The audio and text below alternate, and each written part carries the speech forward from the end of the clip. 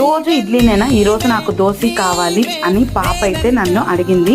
ఇంకా వాళ్ళు అడిగింది చేయకపోతే మనకి నచ్చింది మనం చేసి పెట్టామంటే వాళ్ళు ఇష్టంగా తినరు అని చెప్పేసి ఇంకా ఉన్న ఇడ్లీ పిండిలోనే ఒక 2 గంటలు గోధుమ పిండి అలాగే ఉప్పు వాటర్ వేసేసుకొని దోశ పిండిలాగా కలిపేసేసుకొని పక్కన పెట్టేసేసి అందులోకి ఉల్లిపాయలు కొత్తిమీర కరివేపాకు అయితే కట్ చేసుకొని వేసుకున్నాను. ఇంకా పిల్లలు కారం తినగలరు అనుకుంటే పచ్చిమిరకాయలు కూడా వేసుకోవచ్చు. మా పాప కారం ఎక్కువ తినదు అని చెప్పేసి నేను ఉల్లిపాయలు కొత్తిమీర కరివేపాకు మాత్రమే కట్ చేసి వేసుకొని పక్కన పెట్టేసుకొని స్టవ్ వెలిగించుకొని దోశ పెండం పెట్టేసి ఆయిల్ అయితే అప్లై చేసేసుకొని ఇంకా దోశ పెండం హీట్ ఎక్కిన తర్వాత ఈ తీసుకున్న పిండి ఏదైతే ఉంటుందో అది చిన్న చిన్న దోశలాగైతే వేసుకొని ఒకవైపు కాలిన తర్వాత మరొక వైపు తిప్పుకున్నామంటే దోశలు అయితే రెడీ అయిపోతాయి.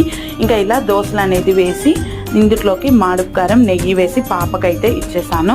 ఇది వీడియో నచ్చినట్లయితే please subscribe. Thank you for watching.